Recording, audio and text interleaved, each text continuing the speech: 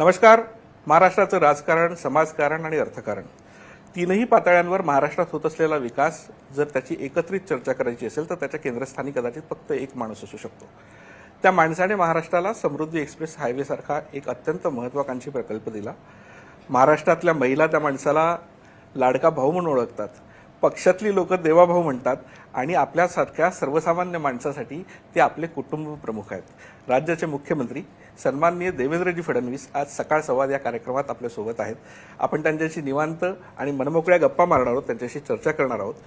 तब्बल 37 सभांचा धडाका महाराष्ट्रावर लावल्यानंतर मला वाटतं की देवाभाऊ तुमच्याकडे काही विशेष शिल्लक राहिलंय ना आम्हाला सांगा. सो आजची मुलाखत जी आहे ती पहिली सकाळचं नवीन कार्यालयाचं इनॉग्रेशन झालंय आणि त्या निमित्ताने देवेंद्र फडणवीस यांची ही पहिलीच मुलाखत आपण या निमित्ताने करतो.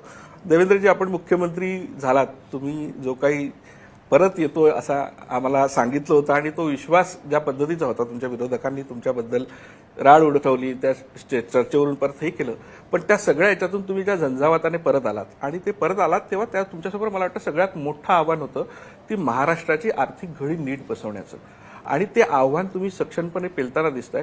पण आत्ताची सिच्युएशन नेमकी कशी वाटते तुम्हाला? काय वाटतं की पुढच्या 4 वर्षात महाराष्ट्राचं हे आर्थिक गणित आपण कसं रुळावर आणणार आहात? पहिल्यांदा तर मी सकाळ माध्यम समूहाला मनापासून शुभेच्छा देतो की आपलं नवीन कार्यालय या ठिकाणी उद्घाटित झालेलं आहे आणि खूप वर्षापूर्वी प्रभादेवीमध्ये आपलं कार्यालय होतं. नंतर आपण बेलापूरला गेलात आणि आता पुन्हा इकडे आला आहात आणि अतिशय भव्य असं कार्यालय आहे. त्याबद्दल माझ्या खूप शुभेच्छा. आणि आपण जो काही प्रश्न या ठिकाणी विचारला, हे खरं आहे की आता एकूणच जी काही महाराष्ट्राची आर्थिक घडी आहे ती घडी थोडी प्रेशरमध्ये आहे, थोडी स्ट्रेसमध्ये आहे. याचं कारण आपलं दायित्व खूप मोठ्या प्रमाणात आहे. आपण काही दायित्व स्वीकारली आहेत, ती जाणीवपूर्वक स्वीकारली आहेत. सोशल सेक्टरमधलं आपलं स्पेंडिंग वाढलेलं आहे, त्यामुळे देखील थोडा स्ट्रेस आहे. पण तरी देखील मी हे म्हणू शकतो की आजही देशातल्या कुठल्याही राज्याच्या अर्थव्यवस्थेच्या तुलनेमध्ये महाराष्ट्राची अर्थव्यवस्था सगळ्यात मोठी देखील आहे आणि साऊंड देखील आहे. आजही इतक्या प्रेशरमध्येही आम्ही आमचा जो डेट GDP रेशिओ आहे हा मेंटेन ठेवलेला आहे. तो आम्ही 18-19% वर जाऊ दिलेला नाही. इतर अनेक मोठी राज्य आहेत जी 25% वर चालली गेली आहेत. आणि हे सगळं करत असताना आमचा प्रयत्न असा आहे की वेगवेगळ्या माध्यमातून गुंतवणुकीचे नवीन आयाम या ठिकाणी शोधायचे. कुठल्याही परिस्थितीमध्ये जी काही पायाभूत सुविधांची आपली गुंतवणूक आहे किंवा कॅपिटल एक्सपेंडिचर आहे हे कमी होता कामा नये. कारण ते जर कमी झालं तर त्याचा परिणाम आपल्या ग्रोथ रेटवर होईल. ग्रोथ रेटवर परिणाम झाला तर त्यातनं रोजगार निर्मिती कमी होईल आणि म्हणून ही रोजगार निर्मिती होत राहिली पाहिजे. या दृष्टीने आम्ही जे इन्फ्रास्ट्रक्चर स्पेंडिंग आहे किंवा कॅपिटल एक्सपेंडिचर आहे हे वेगवेगळ्या पद्धतीनं मॅनेज करतो आहोत. आज आपल्याला माहिती आहे कॅपिटल मार्केट इतकं मोठं झालेलं आहे. आत्ताच इथे येण्याच्या आधी नाशिक म्युन्सिपल कॉर्पोरेशनच्या ग्रीन गोदावरी बॉन्ड्स आम्ही आत्ता सबस्क्राईब केले आणि ते आम्ही फ्लोट केले. आणि मला सांगताना आनंद वाटतो की नाशिक म्युन्सिपल कॉर्पोरेशनच्या एकूण स्ट्रक्चरिंगवर इन्व्हेस्टर्सनी इतका भरोसा दाखवला की 4 पटीने ते ओव्हर सबस्क्राईब झाले. तर अशा पद्धतीनं आता आपल्याला एक इनोव्हेटिव्ह फंडिंगमधनं आपली ही अर्थव्यवस्था चालवावी लागेल, हे मात्र नक्की आहे. ओव्हरऑल जर राज्याचं आपण आत्ताचं आर्थिक गणित बघितलं तर त्यात असं वाटतं की राज्यावरचा जो कर्जाचा भार होता, म्हणजे आपण 2017-18शी जर तुलना केली तर आता जवळपास 9,32,000 कोटीपर्यंत राज्यावरचं कर्ज पोहोचलेलं आहे. आणि त्याच्या व्याजापोटी आपण जे पैसे भरतोय तर जवळपास मला वाटतं आपल्या राज्याचं जे बजेट आहे त्याच्या 11% स्पेंडिंग करतो. पुढचं आपलं या विषयातलं फायनान्शियल मेकॅनिझम कसं असणार आहे की आपण हे जे इतका मोठ्या प्रमाणातलं कर्ज असतं ते कसं डिवाइड करतो आपण? तर नेहमी कर्ज हे ॲब्सोल्यूट नंबरमध्ये आपण बघतो. ते ॲब्सोल्यूट नंबरमध्ये बघायचं नसतं. ते अर्थव्यवस्थेचा विचार करताना अर्थव्यवस्थेचा आकारमान किती आहे आणि त्याच्या किती टक्के कर्ज आहे हे आपल्याला बघावं लागतं. जसं आपल्याकडे जेव्हा आपण जर विचार केला की समजा This is Shreya. Shreya thinks she was born to travel. पहाड़ों से समंदर तक, डेजर्ट से बैकवाटर्स तक, हर गली हर शहर पे एक नई कहानी. जो भी हो mood, Shreya always chased the sun until मच्छर ने सोचा why not spoil the fun. That's when Shreya realized wanderlust तो ठीक है, पहले हेल्थ इंश्योरेंस लेना स्मार्ट है। Star health insurance, India's most trusted health insurance company. Ensure now. या गोष्टी वाढतात आणि त्या तुलनेनं हे जे काही कर्ज आहे ते वाढतं. एक गोष्ट नेहमी लक्षात घेतली पाहिजे की आपण डेव्हलपिंग इकॉनॉमी आहोत. डेव्हलपिंग इकॉनॉमीमध्ये फार रेअरली रेव्हेन्यू सरप्लस असतो. त्याच्यामुळे आपल्याला शक्यतोवर जितकं रेव्हेन्यू न्यूट्रल होता येईल तेवढं करावं लागतं, पण सगळा विकास हा आपल्याला कर्जातनंच करावा लागतो. आणि तो जेव्हा आपण विकास करतो त्या विकासातनं ते कर्ज परत करण्याची क्षमता ही ऑटोमॅटिक आपली तयार होते.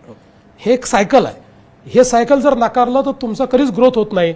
जसं आपण एक मोठा काळ आपण बघितलेला आहे की ज्या काळामध्ये आपला देशाचा ग्रोथ रेट 3 आणि 4% असायचा आणि लोक आपल्याला हिणवायचे. तर त्या ट्रॅपमध्ये जायचं नसेल तर आपल्याला स्मार्ट एक्सपेंडिचर आणि एफिशियंट एक्सपेंडिचर या 2 गोष्टी करणं फार गरजेचं आहे. आणि म्हणून आत्ता तरी मी हे म्हणू शकतो की कर्ज जरी वाढत असलं तरी प्रोडक्टिव्ह कर्ज आपण घेतो आहोत आणि या कर्जातनं आपली अर्थव्यवस्था देखील विस्तारित होते. मी तुमचं आतापर्यंतचं जे काही व्यक्तिमत्व आहे त्याच्यामध्ये जर बघितलं तर मी तुम्हाला कधीही असं भर सभेत किंवा मीटिंगमध्ये असं कधी रागावलेलं पाहिलं नाही. त्या दिवशी एका कंत्राटदारांच्या मीटिंगमध्ये तुम्ही खूप भडकलेले दिसले की तुमच्या मनात जो संताप होता तो तुम्ही ओपनली कदाचित पहिल्यांदाच एका फोरमवर मांडला. तर ही आर्थिक शिस्त लावण्याच्या दृष्टीने देवेंद्र फडणवीस याच्यापुढे हार्ड होणार आहेत का या सगळ्या बाबतीत? त्या बाबतीत मी हार्ड आहेच. आणि तो जो माझा संताप आहे तो एवढाच आहे की एक प्रोजेक्ट किती दिवसात पूर्ण करायचा. शेवटी तुम्ही ज्यावेळी एखादा प्रोजेक्ट जो 3 वर्षात 4 वर्षात करायचा आहे हा 6-7 वर्षावर नेता त्यावेळी त्याच्यावर इंटरेस्ट बर्डन तयार होतं, त्याची कॉस्ट वाढते. त्याच्यामुळे त्याचा जो रिटर्न ऑन इन्व्हेस्टमेंट आहे तो पूर्णपणे कुठेतरी हेवायर होतो. आणि मग आपण जे कर्ज घेतलेलं असतं ते एक प्रकारे अनुत्पादक पद्धतीचं कर्ज होतं. आणि म्हणून माझा जो संताप होता तो केवळ कॉन्ट्रॅक्टवर नव्हता, तो अधिकाऱ्यांवरही होता की तुम्ही एखादा प्रोजेक्ट ज्यावेळेस करता त्यावेळेस तो क्लीन प्रोजेक्ट करा ना. त्याच्या परवानग्या ज्या घ्यायच्या त्या आधी घेऊन ठेवा. टेंडर देऊन टाकायचं, आपलं मीटर चालू करायचं आणि मग परवानग्याच्या मागे जायचं आणि 2-2, 3-3 वर्ष परवानग्या मिळाल्याने म्हणून तो प्रोजेक्ट पुढे जातो. आणि म्हणून एक शिस्त लागली पाहिजे. मी आपल्या लोकांना सांगितलं की आज जगामध्ये मोठे मोठे प्रोजेक्ट्स हे 3 वर्ष, 3.5 वर्ष, 4 वर्षात होतात. तुम्ही 6-6 वर्ष प्रोजेक्टला लावता. आपल्याला ग्लोबली कॉम्पिटिटिव्ह व्हायचं असेल असं चालणार नाही. कॉन्ट्रॅक्टर्सलाही सवय लागली आहे, ते आपल्या स्पीडने काम करतात आणि इंटरेस्ट बर्डन वाढवत राहतात. आणि म्हणून मी जरा त्या दिवशी अतिशय स्पष्टपणे पुढची दिशा सांगितली की हे मला चालणार नाही. आपल्याला योग्य टाइम फ्रेममध्येच हे प्रोजेक्ट्स करावे लागतील. आणि आपण वॉर रूम ही त्याकरताच केली आहे की ज्या माध्यमातून सगळ्या परमिशन्स या वेळेत मिळाल्या पाहिजेत. आता तुम्ही बोलताना तुमच्या याच्यात अधिकाऱ्यांचा सुद्धा उल्लेख झाला. मध्यंतरी कोविडचा काळ आणि खूप काळ स्थानिक स्वराज्य संस्थांच्या निवडणुका झाल्या नाहीत. त्या दरम्यान थोडेसे राज्यातले जे प्रशासकीय अधिकारी आहेत त्यांच्या कारभारामध्ये थोडा मला वाटतं की खूप असा बदल झाला आणि थोडंसं मस्तवालपणे वागणं, मनमर्जीने वागणं, काही प्रमाणात कॉन्ट्रॅक्ट्समध्ये हेराफेरी आणि अशी खूप मध्यंतरी अधिकाऱ्यांनी हे केलं. अशा अधिकाऱ्यांवर कंट्रोल ठेवण्याच्या दृष्टीने गव्हर्नमेंट म्हणून तुम्ही काय विचार करता? नाही, आम्ही आता अतिशय कठोर भूमिका घेतलेली आहे. आपण बघा आत्ताच्या परिस्थितीमध्ये आमच्या कठोर भूमिकेमुळे बहुतांश ठिकाणी टेंडर्स जे आहेत ते आता बिलो चाललेले आहेत. त्याच्यामध्ये कॉम्पिटिशन होते आहे. 8-8, 10-10 लोक कॉम्पिट करत आहेत. कारण आम्ही ट्रान्सपरन्सी आणण्याचा प्रयत्न करतोय. ही गोष्ट खरी आहे की काही प्रमाणात काही अधिकाऱ्यांमध्ये बेशिस्तपणा आलेला आहे आणि तो आपल्याला ठीक करावाच लागेल. आणि तो आजचा नाही आहे. वर्षानुवर्ष मी पाहतोय, गेले 25-30 वर्ष मी बघतोय महाराष्ट्राची ब्युरोक्रेसी देशातली उत्तम ब्युरोक्रेसी आहे.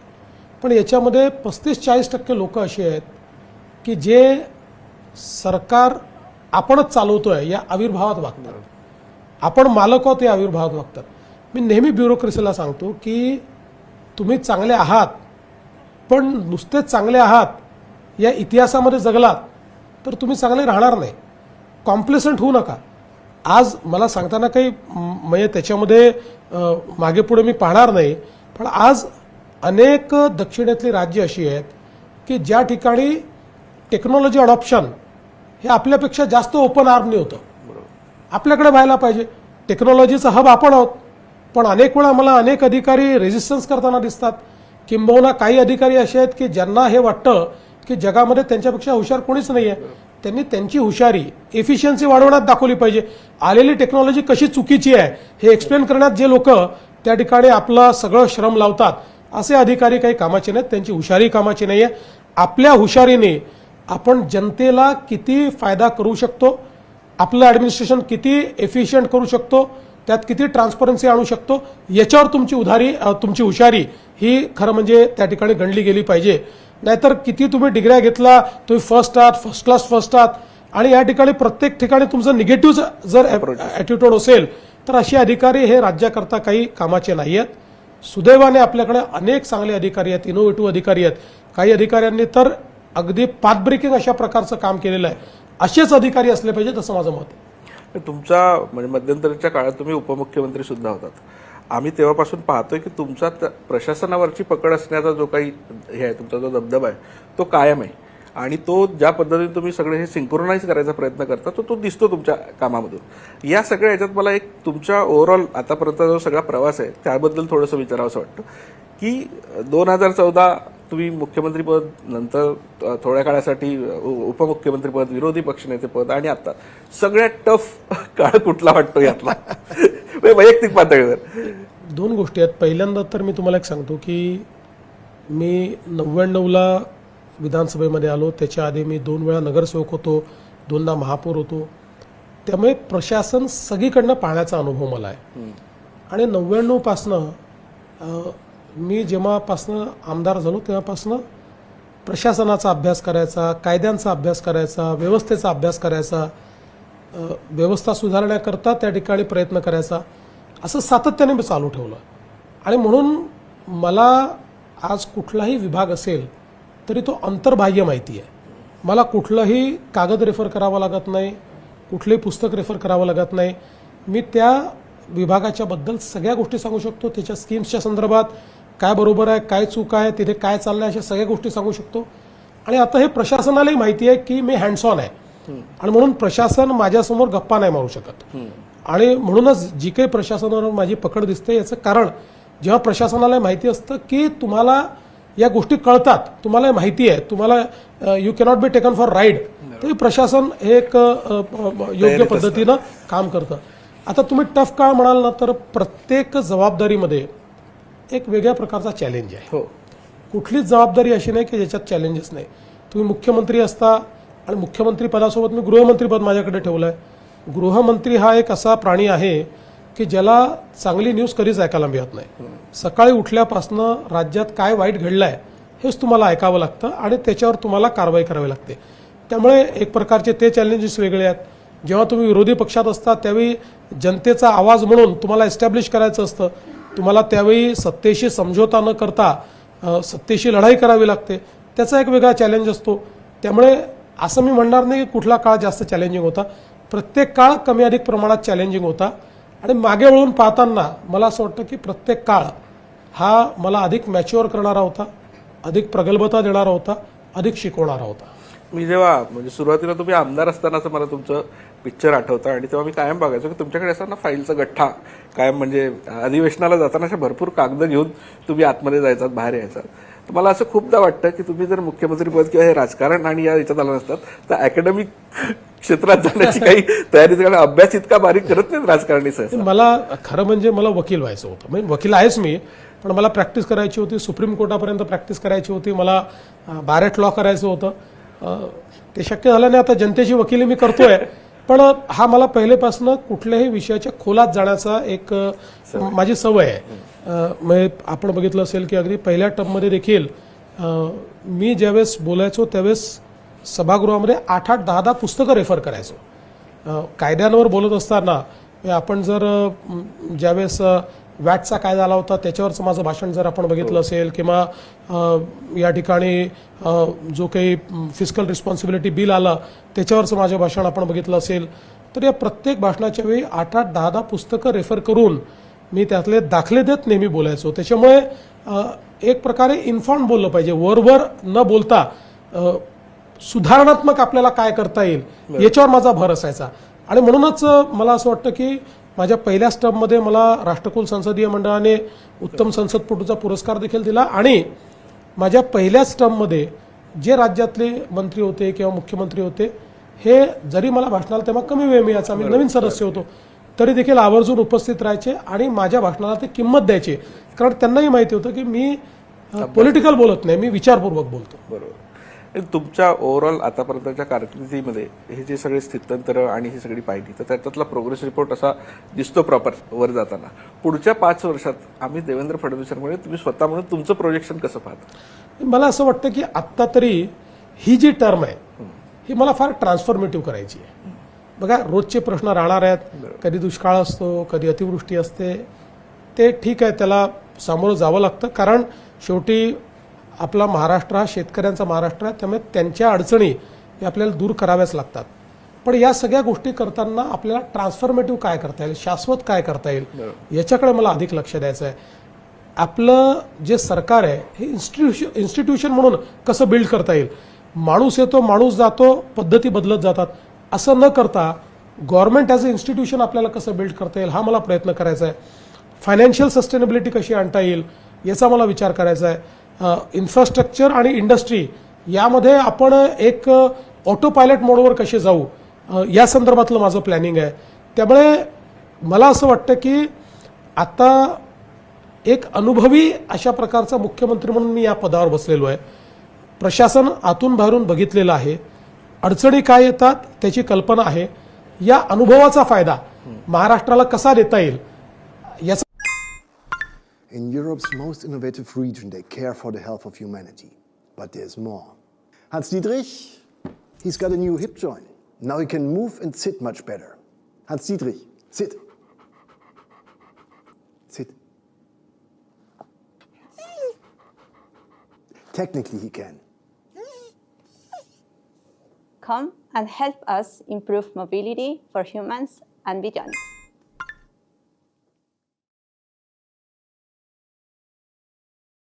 मिळाली.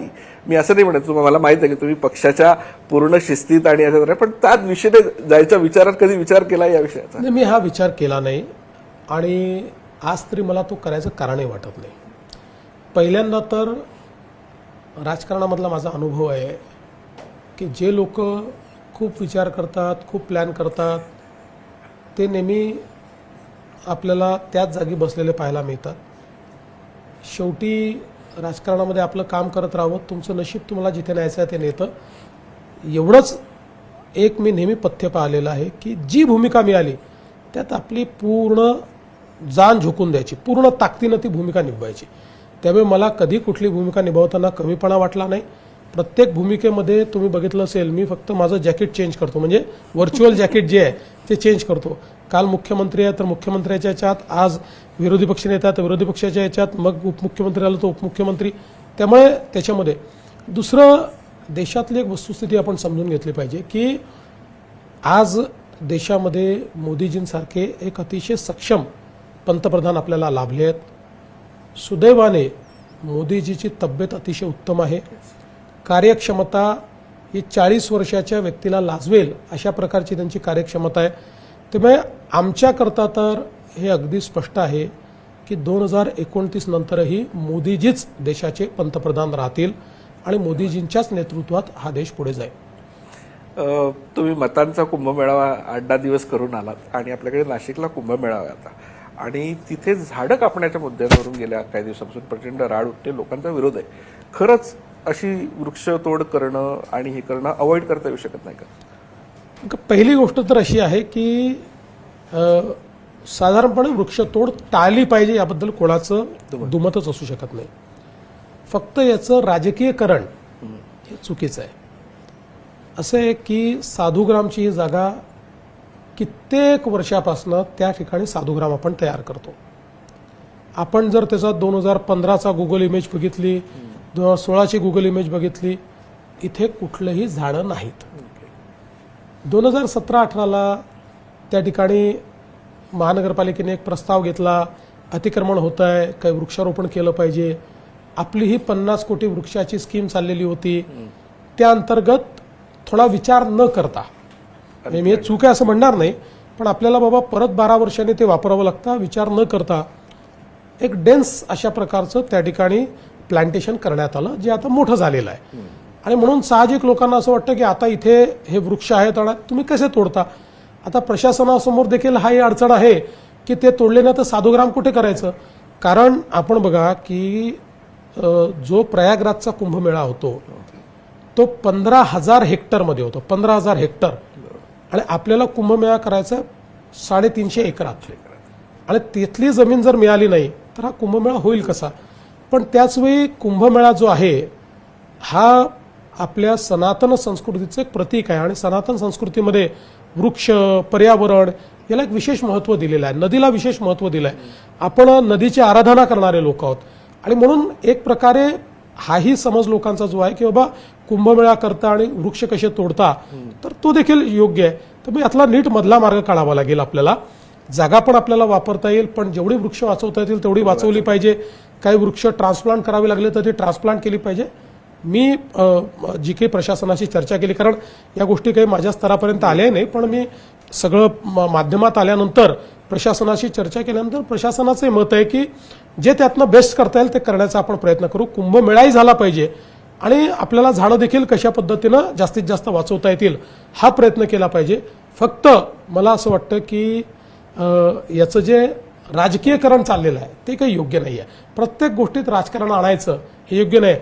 आणि मला तर आश्चर्य वाटतं की जे लोक धर्माला अफूची गोळी म्हणतात तेच सगळ्यात जास्त मैदानात दिसून राहिले.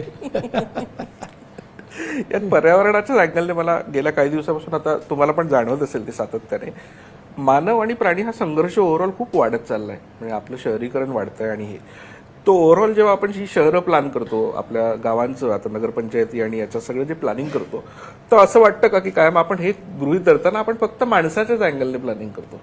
हा आपल्या बाजूचं जी सगळी इकोसिस्टीम आहे त्याचा आपण खूप विचार करत नाही आणि त्याच्यामुळे हा संघर्ष हळूहळू तीव्र होत चालला आहे. आणि त्याचा परिणाम म्हणजे त्यात मनुष्यहानी पण होते आणि त्याच्या जनावरांचा, तर त्याचा विचार कुठेतरी कमी पडतो. तुम्ही कधी विचार केला या गोष्टीवर?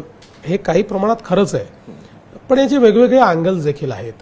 बघा काय असतं की आता समजा पश्चिम महाराष्ट्रामध्ये बिबट्याचा आता खूप प्रादुर्भाव झाला, म्हणजे खूप मोठ्या प्रमाणात ते दिसत आहेत.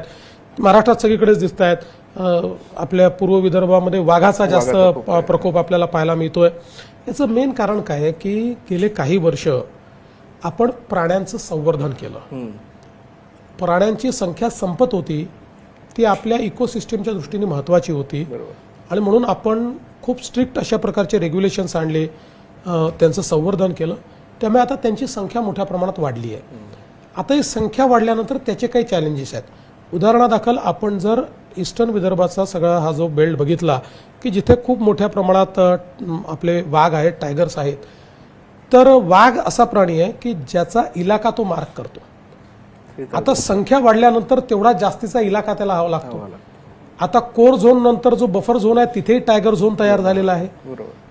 पण आता जी संख्या आहे ती जर सातत्याने वाढत राहिली तर अर्थातच त्याच्याकरता जर एरिया राहिला नाही तर तो नवा एरिया शोधेल. आणि म्हणून याकरता आवश्यकता काय आहे तर ग्रासलँड्स तयार करायची. कारण शेवटी तो जो एरिया मार्क करतो किंवा जो त्याला एरिया लागतो तो शिकारी करता लागतो.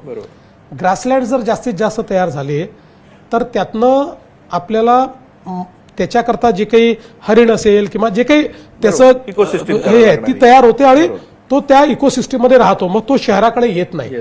तर हे आता तयार करण्याची आवश्यकता. आणि त्यासोबत समृद्धीत तुम्ही हा प्रयोग केला होता, मला बऱ्याच ठिकाणी केलाय आपण. आता आपण तो करतोय. एक आपण अतिशय कॉम्प्रिहेन्सिव्ह पॉलिसी तयार केली आहे, ज्या पॉलिसीमध्ये विशेषतः वाघाच्या क्षेत्रामधली जी गावं आहेत या गावांना इको टुरिझम मध्ये समाविष्ट करून घेऊन हा जो वाघ आहे या वाघांपासून त्यांना वाचवायचं आणि त्याचवेळी त्यांच्याकरता एक इन्कमचा सोर्स यातनं तयार करायचा. अशा प्रकारच्या कन्झर्वन्सीज आपण तयार केल्यात. काही कन्झर्वन्सीज तयार झाल्यात, त्याच आता मोठ्या प्रमाणात कशा करता येतील हा आपला प्रयत्न आहे. ग्रासलँड जास्त तयार कसे करता येतील हा आपला प्रयत्न आहे. दुसरीकडे बिबट जो आहे ते बिबट्याचं जर आपण बघितलं तर त्यांची संख्या वाढली. आता जवळपास 1300 बिबटे आहेत एका 1.5 जिल्ह्यामध्ये, त्यामुळे ही संख्या मोठी वाढली आहे. आणि त्यातल्या त्यात आपण जर बघितलं तर काय झालं की जसं जंगलामध्ये हे बिबटे होते तसे मला आमच्या फॉरेस्टच्या लोकांनी सांगितलं की जे आपले उसाचे शेतं आहेत तर जे ऊसाच्या शेतीमध्ये ज्यांनी जन्माला घातले, जिथे ते मोठे झाले किंवा ज्यांचं हॅबिटॅटच ऊसाची शेती झालं, असे जे बिबटे आहेत ते गावाकडे जास्त जातात. याचं कारण त्यांचं फॉरेस्टमधलं जे काही ओरिएंटेशन आहे ते नाही आहे. त्यांचं ओरिएंटेशन हे गावाकडचं आहे. आणि मग आधी माकडं, मग कुत्रे असं सगळं खाऊन झालेलं आहे. आणि आता त्यांना ज्यावेळी कमतरता पडते किंवा त्यांना आवश्यक ते खाद्य मिळत नाही, त्यावेळी ते शहरात जाऊन मग वेगवेगळे हल्ले करतायत. त्यामुळे आता याच्यावर आपल्याला कारवाई करावी लागेल. एकतर विल्डरनेस जो आहे आपल्याला ते वनीकरण वाढवून ती एक व्यवस्था करावी लागेल की हे वनात राहतील. वनाच्या बाहेरचे जे आहेत ते आपल्याला पकडावे लागतील. त्याचं स्टरलायझेशन आपण करणार आहोत. त्यांचं रेस्क्यू सेंटर आपण तयार करतो आहोत. कारण शेवटी या सगळ्या याच्यात मॅन ॲनिमल कॉन्फ्लिक्टमध्ये ॲनिमल तर महत्वाचं आहे, पण माणसाचं जीवन हे अधिक महत्वाचं आहे. खरंय. तुमच्या सरकारच्या कार्यकाळात मराठीला अभिजात भाषेचा दर्जा मिळाला. अत्यंत जुनी मागणी होती. मराठी माणसाचं स्वप्न होतं की अभिजात भाषेचा दर्जा मिळाला. तो दर्जा मिळाला आणि त्यासाठी तुम्ही जे केलेले प्रयत्न आहेत ते संपूर्ण महाराष्ट्राला माहिती आहेत.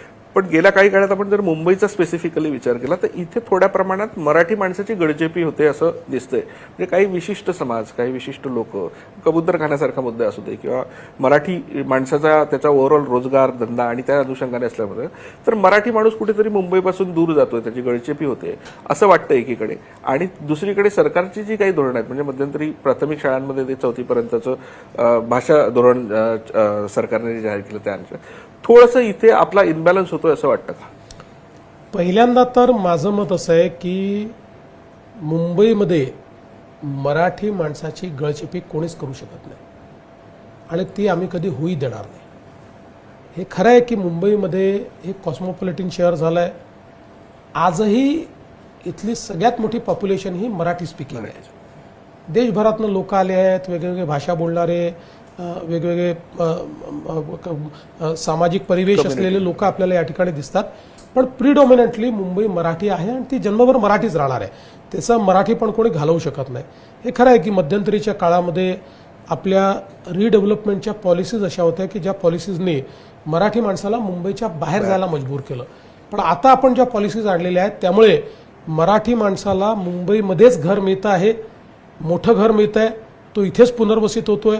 त्यामुळे आता आपली मराठी लोकसंख्या इथनं कमी होण्याचं काही कारण नाही आहे.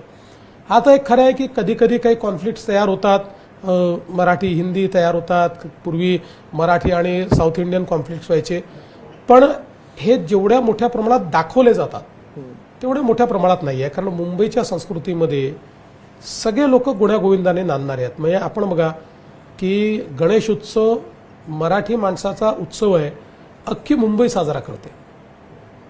दांडिया गुजराती माणसाचा उत्सव आहे, मराठी माणूसही साजरा करतो, अख्खी मुंबई करते. कारण तो दांडिया नाही आहे, ते आमच्या देवीचं नवरात्र आहे, ते प्रगट आहे. त्यामुळे मुंबईमध्ये गोविंदामध्ये आता गोविंदा पथकं जी आहेत ही तर आपली मराठीमोळी संस्कृती आहे गोविंदा, पण त्या गोविंदामध्ये सगळेच आपल्याला त्या ठिकाणी पाहायला मिळतात. त्यामुळे असं काही कुठे खूप कॉन्फ्लिक्ट आहे असं माझं मत नाही आहे. हां, हे खरं आहे की आपली अस्मिता जपली पाहिजे. कारण शेवटी आपलं मराठीपण, आपली मराठी संस्कृती आणि आपली मराठी भाषा ही जर आपण जपली नाही तर ज्या गोष्टी आपण जपत नाहीत त्या गोष्टी हळूहळू क्षीण होत जातात. त्यामुळे ती क्षीण होऊ नये म्हणून त्याचा आग्रह राहायला पाहिजे. डोळ्यामध्ये नव्या आशा इच्छांची नोक नोक. आज भूताची गोष्ट ऐकूया. त्याच्या प्रयत्नात अडचण. प्रत्येक लहान मोठ्या प्रयत्नाने होतो दिवस चांगला. Amazon, प्रत्येक दिवस चांगला. आज बघा देशभरामध्ये आपले सॉफ्टवेअर इंजिनियर जातात, जगभरामध्ये आपले सॉफ्टवेअर इंजिनियर जातात. त्यामुळे आता या सॉफ्टवेअर इंजिनियर्सला जर इंग्रजी भाषा येते, इंग्रजी भाषा आली तर त्यांना सगळीकडे जाता येतं. त्यांना वेगवेगळ्या भाषा आल्या तर त्या त्या राज्यामध्ये गेल्यानंतर त्यांना त्याचा फायदा होतो. त्यामुळे एक भाषा अजून शिकणं.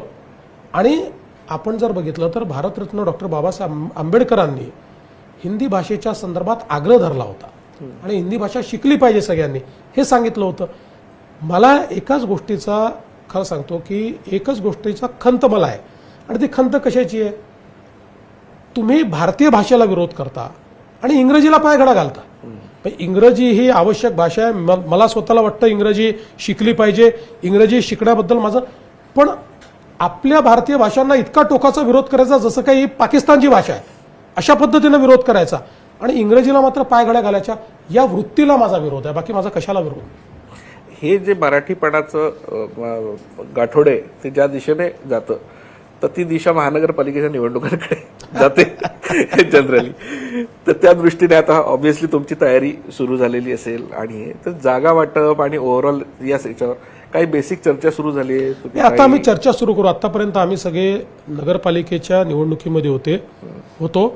आता महानगरपालिका मला असं वाटतं की सेकंड टप्प्यामध्ये आता कोर्टाच्या निकालामुळे इलेक्शन कमिशननी स्पष्ट केलं की आम्ही आता महानगरपालिका घेणार. त्यामुळे मला असं वाटतं की पुढच्या 4-5 दिवसामध्ये आम्ही आमच्या महायुतीमध्ये ज्या महानगरपालिका मोठ्या आहेत, महत्त्वाच्या आहेत, अशा सगळीकडे जागा वाटपाची चर्चा सुरू करू.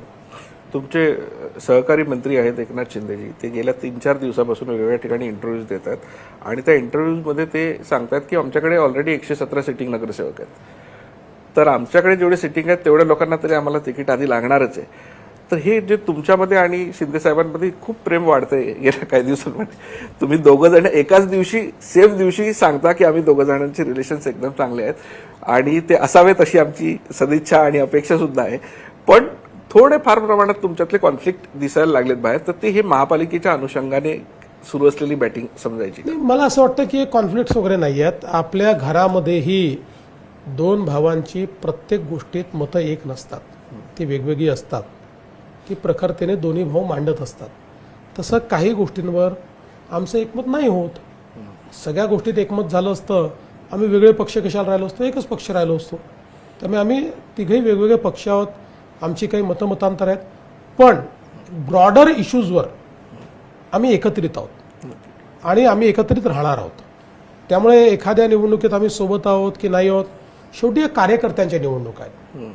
आपण प्रत्येक गोष्ट कार्यकर्त्यांवर लादू शकत नाही.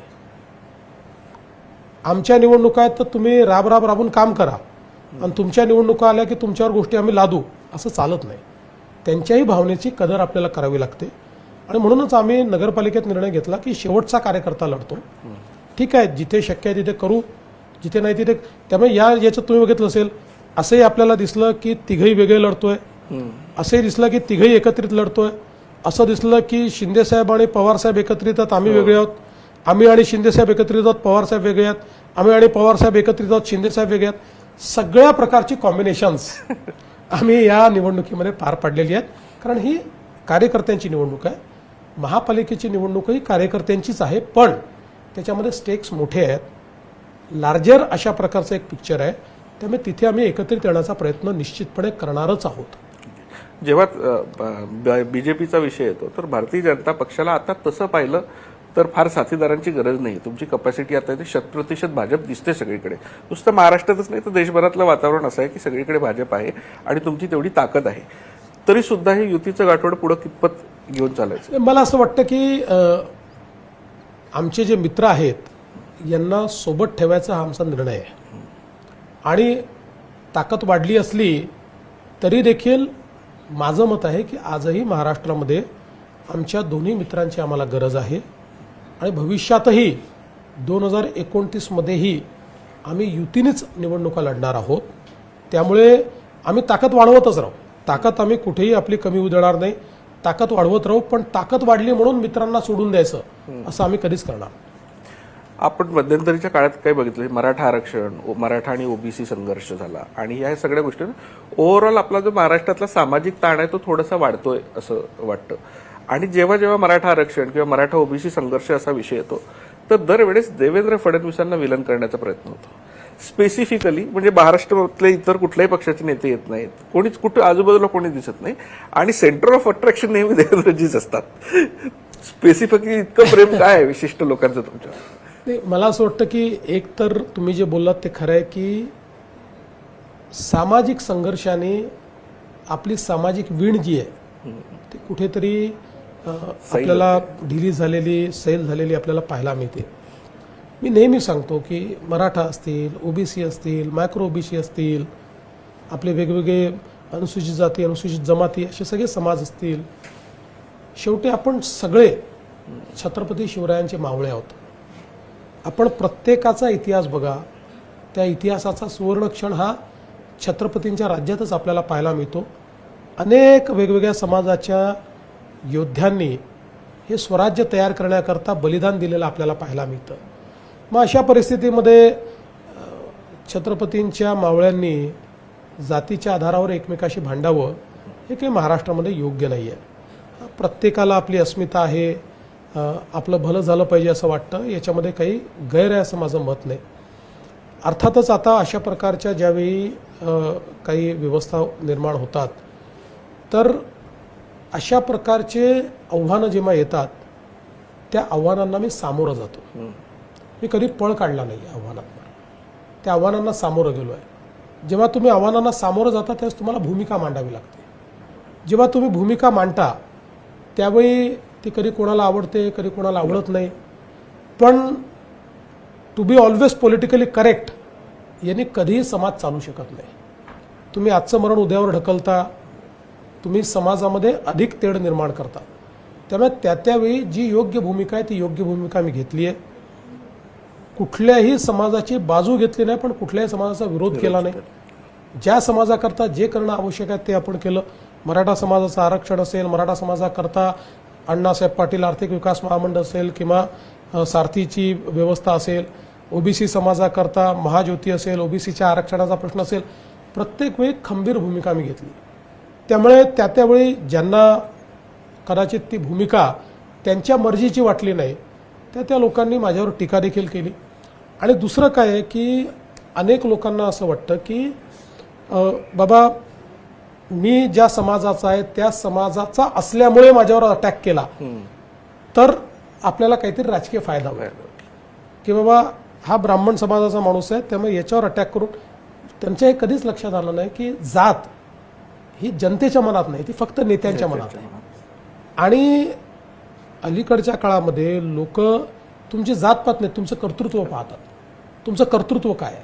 त्यामुळे अजूनही ज्या लोकांना हे वाटतं केवळ जातीवर टार्गेट करून देवेंद्र फडणवीसला संपवता येईल ते लोक प्रयत्न करत असतात. मी त्याच्याकडे कधीच लक्ष देत नाही. तुमच्या बोलण्यात तुम्ही भाषणाची सुरुवात करताना कायम छत्रपती शिवाजी महाराज आणि डॉक्टर बाबासाहेब आंबेडकर दोघांचं नाव घेता. तुम्ही आताच महाराजांबद्दल सांगितलं की आपण सगळे महाराजांचे मावळे आहेत. तुमच्या लेखी संविधान आणि डॉक्टर बाबासाहेब आंबेडकर कसं विशद कराल? सगळ्यात महत्त्वाचं तर हे आहे की जे संविधान भारतरत्न डॉक्टर बाबासाहेब आंबेडकरांनी आपल्याला दिलं, मी एक अभ्यासक म्हणून सांगतो की ते जगातलं सर्वोत्तम संविधान आहे. आणि या संविधानामुळेच आमची लोकशाही ही टिकलेली आहे. विशेषतः या संविधानाने जो एक समतेचा मंत्र दिलेला आहे, आपलं जे पारंपरिक तत्वज्ञान आहे त्या तत्वज्ञानाला वैज्ञानिकतेच्या कसोटीवर तपासून बाबासाहेबांनी हे संविधान तयार केलं आहे. आणि म्हणून हे संविधान कोणावरच अन्याय करत नाही, समाजातील सर्व घटकांना न्याय देणारं संविधान आहे. आणि इतकी सुंदर व्यवस्था तयार केली आहे चेक अँड बॅलन्सेसची. आज आपण पाहू शकतो न्यायपालिका, कार्यपालिका, विधिपालिका या तिघांनाही त्या ठिकाणी वेगळं ठेवण्यात आलेलं आहे, पण तिघांचं एकमेकावर चेक ठेवण्यात आलेला आहे. कोणीही माजू शकत नाही आणि कोणीही एकमेकावर अन्याय करू शकत नाही, अशा प्रकारची व्यवस्था आहे. म्हणजे मी तर तुम्हाला सांगतो, मी अनेक वेळा विधानमंडळात हे सांगितलेलं आहे की आपल्या संविधानाने तयार केलेलं विधानमंडळ किंवा कायदेमंडळ एक असं उपकरण आहे की देशासमोरची कुठली समस्या त्याचं उत्तर आपल्याला संविधानात सापडतं, या व्यवस्थेमध्ये आपल्याला सापडतं. इतकी मजबूत व्यवस्था जगामध्ये कुठे आपल्याला पाहायला मिळत नाही. जगात अनेक देशांचे संविधान आहेत पण त्यांनी चॅलेंजेस बघितलेले आहेत. आज बघा सगळ्यात मोठी आपल्या संविधानाची लिटमस टेस्ट काय होती, ती होती 1975ची इमर्जन्सी, की ज्यावेळी न्यायपालिकेलाही आपल्या कब्जात घेण्याचा प्रयत्न करण्यात आला पण तसं होऊ शकलं नाही. आपलं संविधानात जिंकलं, न्यायपालिका जिंकली आणि त्यातनं अधिक प्रखरतेनं, अधिक ताकदीनं आपण समोर आलो. आणि म्हणून मला असं वाटतं की भारतरत्न डॉक्टर बाबासाहेब आंबेडकरांचे या संविधानाच्या माध्यमातून जे उपकार या देशावर आहे, हा देश एकसंघ ठेवण्याकरता, हा देश प्रगत करण्याकरता, याचं उत्तराई आपण कधीच होऊ शकत नाही. कुठल्याही याच्यात म्हणजे महाराष्ट्रातला शेतकरी हा आपल्या कुठल्याही सरकारचा कोर असतो. जूनमध्ये काहीतरी कर्जमाफीच्या संदर्भात सरकार विचार करत होतं, तर त्या अनुषंगाने काही प्लॅनिंग आपण ऑलरेडी केली नाही, आम्ही कर्जमाफी जी आहे ती निश्चितपणे करणार आहोत. त्या संदर्भातली आमची कमिटी आता काम करते आहे. ही कर्जमाफीचे कंटूर्स काय असले पाहिजे. बघा, सगळ्या कर्जमाफीमध्ये फायनली आमच्या लक्षात येतं की शेतकऱ्याला किती फायदा झाला माहिती नाही, पण बँकांना फायदा जास्त होतो. त्यामुळे शेतकऱ्याला फायदा कसा देता येईल, त्याला त्या दुष्टचक्रातनं काही काळ तरी बाहेर कसं काढता येईल याचा आपल्याला विचार करावा लागेल. म्हणून आपल्याला कशा पद्धतीनं कर्जमाफी करायची याच्या संदर्भातली कमिटी काम करते आहे. आपण बघा, 17ला आपण कर्जमाफी केली, 20ला आपण कर्जमाफी केली. इतक्या फास्ट कर्जमाफी 2-2, 3-3 वेळा करायची वेळ येणं याचाच अर्थ कुठेतरी 25 लाख का हॉस्पिटल बिल है, इतने पैसे कहाँ से आएंगे? पैसों की चिंता आप मत कीजिए पापा. मैम, सर का हेल्थ इंश्योरेंस क्लेम अप्रूव हो गया है. आप पॉलिसी बाजार. पॉलिसी बाजार पर 0 GST के साथ अब 1 करोड़ का हेल्थ इंश्योरेंस सिर्फ 550 रुपए महीने से शुरू. 2-4 दिवसात सरकारला 1 वर्ष पूर्ण होत आहे आणि ज्या एका वर्षात ज्या पद्धतीने झपाटल्यासारखं तुम्ही काम करायचा प्रयत्न करताय, जर याचं रिपोर्ट कार्ड करायचं झालं तर आता केलेलं वर्षभरातलं काम आणि पुढच्या वर्षभराचं काय. कारण मध्यंतरी मी पाहिलं की मध्यंतरी आमदार, तुमचे असलेले मंत्री, तर त्यांचं प्रगती पुस्तक तुम्ही बहुतेक करायला घेतलं, त्यांना टास्क हे केले, त्याची सिस्टीम लावून दिली. ही सिस्टीम आतापर्यंत महाराष्ट्रात नव्हती आणि त्यांना प्रत्येक गोष्टीसाठी ते म्हणजे उतराई आहेत की त्यांना प्रत्येक गोष्टीचं उत्तर द्यायला लागतं. नेमकी ही फ्रेमवर्क काय आहे आणि पुढचं प्लॅनिंग कसं असणार? एका शब्दात सांगायचं झालं ना तर मी संपूर्ण सिस्टीममध्ये अकाउंटेबिलिटी आणण्याचा प्रयत्न करतोय. उत्तरदायित्व असलं पाहिजे. भगवान भरोसे काम चाललंय, चालणार नाही. प्रत्येक गोष्टीचे तुमचे की रिझल्ट एरियाज हे पक्के असले पाहिजे आणि तुमचं मूल्यमापन केलं पाहिजे की तुम्हाला जे टास्क दिले त्यातलं तुम्ही किती अचीव केलं. जसं आमचा 100 दिवसाचा प्रोग्राम, मग 150 दिवसाचा प्रोग्राम, हा प्रत्येक प्रोग्राम ऑब्जेक्टिव्हली विभागाच्या कामाचं असेसमेंट करणार आहे, त्यांचं रेटिंग करणार आहे. त्यामुळे डायनामिकली ते रेटिंग पाहिल्यानंतर विभागालाच वाटतं अरे बापरे आपण मागे चाललो आहोत, हे सगळ्या जगालाच कळतंय. त्यामुळे ते अत्यंत वेगाने काम करतात. पहिल्यांदा ही अकाउंटेबिलिटी मी आणलेली आहे की चांगल्याला चांगलं म्हणावं लागेल आणि वाईटाला लोकांना दाखवावं लागेल की बाबा हे वाईट आहे, हे चुकलं आहे किंवा हे योग्य प्रकारे करत नाही आहेत. आता माझ्या सिस्टीम्स ज्या आहेत त्या या वर्षभरात जवळपास बसत आलेल्या आहेत. पुढचं वर्ष ॲक्शन्स आहे. मोठ्या प्रमाणात जी कामं हातामध्ये घेतली आहेत ती कामं वेगाने पूर्णत्वाकडे न्यायची हा माझा प्रयत्न. इन्फ्रास्ट्रक्चर प्रोजेक्टवर तुमचा सुरुवातीपासून प्रचंड भर राहिला. म्हणजे ज्या वेळेत तुम्ही समृद्धी एक्सप्रेस सारखा इतका मोठा आणि कॉस्ट हेवी प्रोजेक्ट तो पूर्ण केला, मुंबईतल्या मेट्रो लाईन्स इतक्या सुरू झाल्या, पण मुंबईत जर आता बघितलं आपण ओव्हरऑल ना तर काही नवीन कोंडीची ठिकाणं तयार व्हायला लागली आहेत. प्लॅनिंगमध्ये असं जाणवतं थोड्या ह्याच्यात की हा नवीन एक ऑप्शन सुरू झाला पण दुसरा नवीन एक प्रॉब्लेम उभा राहतोय. आणि मुंबई तसं तिन्ही बाजूने वॉटरफ्रंट आहे, तर मला कायम असं वाटतं की मुंबईला या वॉटरफ्रंटचा आपण पाहिजे तसा उपयोग केला नाही किंवा जेव्हा जेव्हा करायचा प्रयत्न केला तेव्हा ते कॉस्ट वाईज इतकं हेवी होतं की ते लोकलच्या प्राईस सोबत त्याचं कंपॅरिझन होतं, तर त्याच्यामुळे तो प्रोजेक्ट वारंवार फेल जातात. तर ही कनेक्टिव्हिटी जोडण्याच्या अनुषंगाने आता ही पूर्णपणे आपण जोडतो. एक तर आपला कोस्टल रोड आता जो आहे तो बांद्रा वर्सोवाचं काम चाललंय. वर्सोव्यापासनं तर भाईंदरपर्यंत म्हणजे वर्सोवा दहिसर, दहिसर भाईंदर अशा या टप्प्याचंही काम सुरू केलेलं आहे ऑलरेडी. भाईंदरच्या उत्तनपासनं तर विरारपर्यंत आपण कोस्टल रोड करतोय. विरारपासनं मल्टी मॉडेल कॉरिडॉर जो आहे तो आपण अलिबागपर्यंत आणतोय आणि परत आपल्या अटल सेतूमुळे आणि बाकीचे जे पुलं करतोय. एक प्रकारे तुम्ही जसं म्हटलं तसं एक कोस्टल रिंग ही पूर्ण आपण MMR रिजनला आता तयार करतोय. वॉटर ट्रान्सपोर्ट आपण तयार करतो आहोत. आपण मेट्रो देखील तयार केलेली आहे आणि पुढच्या काळामध्ये मी गमतीनं असं म्हणालो की आता मुंबईमध्ये आम्हाला पाताल लोक देखील तयार करायचं आहे, म्हणजे टनेल्सचं नेटवर्क तयार करायचं आहे की ज्या ठिकाणी कंजेशन आपल्याला रस्त्यावर रुंदीकरण करता येत नाही, वरती ब्रिजेस तयार करता येत नाही, अशा ठिकाणी आता टनेल्सचं एक नेटवर्क देखील आम्हाला तयार करायचं आहे. पॉलिटिकल याच्यामध्ये जेव्हा तुमच्यासोबतचे काही नेते काम करतात, म्हणजे रवींद्र चव्हाणांच्या याच्यावर शिंदे साहेबांनी बरेच मध्यंतरी आरोप केले की त्यांची जी काही वर्किंग स्टाईल आहे त्याच्यावर मी सेपरेटली बोलणार आहे असं त्यांचं म्हणणं आहे. तर ते आपल्याला आतापर्यंत माहीत नाही की नेमकं त्यांना काय म्हणायचं आहे. परवाच्या दिवशी आशिष देशमुखांनी ज्या पद्धतीचं स्टेटमेंट केलं ते स्टेटमेंट खूप म्हणजे तुमच्या इमेजला न शोभणारं ते स्टेटमेंट होतं. तुम्ही कान उघडणी केल्याचं मला कळलं त्यावरून नेमकं काय? आशिष देशमुख हे एक अत्यंत हुशार अशा प्रकारचं व्यक्तिमत्व आहे. Is very intelligent person. पॉलिटिकलीही अत्यंत ॲक्टिव्ह अलर्ट अशा प्रकारचं त्यांचं व्यक्तिमत्व आहे. फक्त काही काही वेळेला माझ्या लक्षात आलं की ते भाषण करताना भावनेत येतात आणि भावनेत येऊन आपण एखादा शब्द काय बोलतो हे अनेक वेळा आपल्या लक्षात येत नाही किंवा त्याची इम्प्लिकेशन्स काय आहेत हे लक्षात येत नाहीत. त्यामुळे मी त्यांना हे सांगितलं की आपण किती भावनेत आलो तरी देखील आपण पब्लिक फिगर आहोत, पब्लिक रिप्रेझेंटेटिव्ह. त्यामुळे आपल्या बोलण्याचा काय अर्थ जातो हा आपण लक्षात घेतला पाहिजे. आणि मला असं वाटतं की ते त्यांच्याही लक्षात आलं. कालही त्यांनी त्यांच्या भाषणामध्ये त्याचं क्लॅरिफिकेशनही दिलं आणि एक अतिशय योग्य अशा प्रकारची भूमिका ही त्यांनी मांडली. तुम्ही रवी चव्हाणांचं बोललात. तुम्हाला आतली गोष्ट सांगतो की रवींद्र चव्हाण आणि शिंदेसाहेब यांची खूप जुनी मैत्री आहे. खूप वर्ष एकत्रित दोघांनी काम केलेलं आहे. कार्यक्षेत्र एक आहे. म्हणजे शिंदेसाहेब तर आता महाराष्ट्राचे नेते आहेत पण मूळ कोकणातलं कार्यक्षेत्र त्यांचं आहे, ठाणे जिल्हाच आहे. त्याच्यामुळे अनेक वेळा कॉन्फ्लिक्टिंग इंटरेस्ट येतात, त्यातनं काही गोष्टी तयार होतात. पण मला हा विश्वास आहे आता निवडणुका संपल्या, दोघेही पुन्हा एका टेबलवर जेवतील आणि ह्या सगळे विषय संपतील आणि अतिशय चांगल्या खेळीमेळीच्या वातावरणात ते संपतील. कारण एकमेकाच्या बद्दल दोघांच्याही मनात आदर आहे. रवी चव्हाणांनाही शिंदेसाहेबांबद्दल आदरच आहे. तर रवी चव्हाणांना जे लोक ओळखतात त्यांचं एक वेगळं व्यक्तिमत्व आहे. ते एक असं बिनधास्त अशा प्रकारचं त्यांचं व्यक्तिमत्व आहे.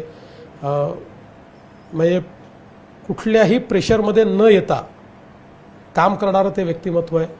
तर अशा व्यक्तिमत्वाचं अभिव्यक्तीचे काही वेगळ्या पद्धती असतात. पण आता मी देखील त्यांना बोललो की ते प्रदेशाचे आमचे अध्यक्ष असल्यामुळे त्यांनी आपली जी अभिव्यक्ती आहे ती कधी कधी कंट्रोलमध्ये ठेवली पाहिजे असं मी त्यांना गमतीने बोललो आहे. खूप खूप आभार. तुम्ही इतक्या मनमोकळेपणाने आमच्याशी संवाद साधलात. पहिलाच कार्यक्रम होता आणि त्याच्यासाठी तुम्ही वेळ दिलात, त्यासाठी आभारी आहे. फक्त जाता आता मला जाणून घ्यायचं तुमच्याकडून की ओव्हरऑल जेव्हा आपण महाराष्ट्राची, आपण जनरली नेहमी पॉलिटिकल बोलतो, इन्फ्रास्ट्रक्चर आणि या सगळ्या विषयावर बोलतो, तेव्हा कोणी म्हणतं की हा महाराष्ट्र शाहू फुले आंबेडकरांचं आहे, कोणाचे आणखी काहीतरी होतं.